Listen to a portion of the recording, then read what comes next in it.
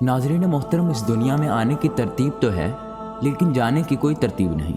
موت کا ذائقہ ہر ایک کو چکھنا ہوتا ہے اور قبر کی اندھیری کوٹڑی میں ضرور جانا ہوتا ہے۔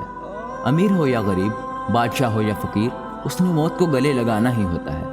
فرمان مصطفیٰ صلی اللہ علیہ وآلہ وسلم ہے، جب آدمی پر نزع کا عالم طاری ہوتا ہے تو اللہ تعالیٰ اس کی طرف 5 فرشتے بھیجتا ہے۔ پہلا فرشتہ اس کے پاس اس وقت آتا ہے جب اس کی روح القوم یعنی حلق تک پہنچ جاتی ہے، اور وہ فرشتہ اسے پکار کر کہتا ہے، اے ابن آدم، تیرا طاقتور بدن کہاں گیا؟ یہ آج کتنا کمزور ہے۔ تیری فصیح زبان کہاں گئی؟ آج یہ کتنی خاموش ہے۔ پھر گھر والے عزیز و اقارب کہاں گئے؟ تجھے کس نے تنہا کر دیا؟ پھر جب اس کی روح قبض کر لی جاتی ہے اور اسے کفن پہنا دیا جاتا ہے تو دوسرا فرشتہ آتا ہے، اس کے پاس آتا ہے اور اسے پکار کر کہتا ہے، اے ابن آدم، تنگ دستی کے خوف سے جو مال و اسباب جمع کیا تھا وہ کہاں گیا؟ تو نے تباہی سے بچنے کے لیے گھر بسائے تھے وہ کہاں گئے؟ تو نے تنہائی سے بچنے کے لیے جو دوست تیار کیے تھے وہ کہاں گئے؟ پھر جب اس کا جنازہ اٹھا دیا جاتا ہے تو تیسرا فرشتہ اس کے پاس آتا ہے اور اسے پکار کر کہتا ہے، آج تو ایک ایسے لمبے سفر کی طرف رواں دواں ہے جس سے لمبا سفر تو نے آج سے پہلے کبھی طے نہیں کیا۔ آج تو ایسی قوم سے ملے گا آج سے پہلے کبھی اس سے نہیں ملا۔ آج تجھے ایسے تنگ مکان میں داخل کیا جائے گا کہ آج سے پہلے کبھی ایسی تنگ جگہ میں داخل نہ ہوا تھا۔ اگر تو اللہ کی رضا پانے میں کامیاب ہو گیا تو پھر یہ خوش بختی ہے، اور اگر اللہ تجھ سے ناراض ہوا تو یہ تیری بدبختی ہے۔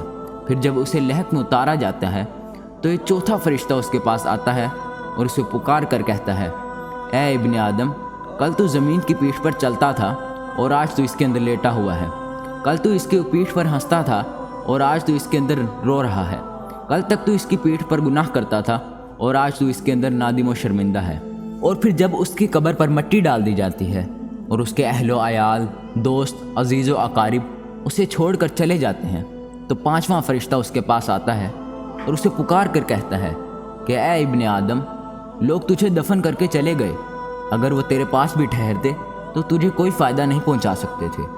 تو نے مال جمع کیا اور اسے غیروں کے لیے چھوڑ دیا۔ آج تو یا تو جنت کے اعلیٰ باغات کی طرف پھیرا جائے گا یا بھڑکتی ہوئی آگ میں داخل کر دیا جائے گا۔ پیارے بھائیوں اور دوستو، یہ زندگی بڑی مختصر ہے، اس کا کوئی بھی پتہ نہیں کہ کب ختم ہو جائے اور کس وقت اور کہاں سے موت آ جائے۔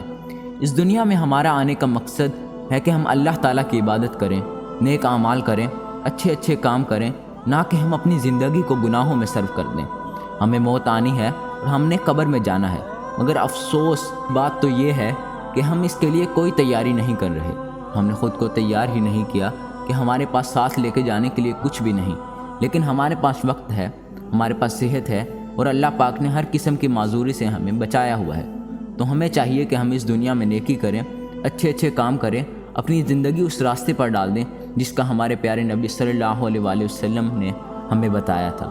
اللہ تعالیٰ سے دعا ہے کہ وہ مجھے اور آپ کو آخرت کی تیاری کرنے کی توفیق نصیب فرمائے اور میری اس نیکی کی بات کو پھیلانے میں میری مدد فرمائے۔ جزاک اللہ۔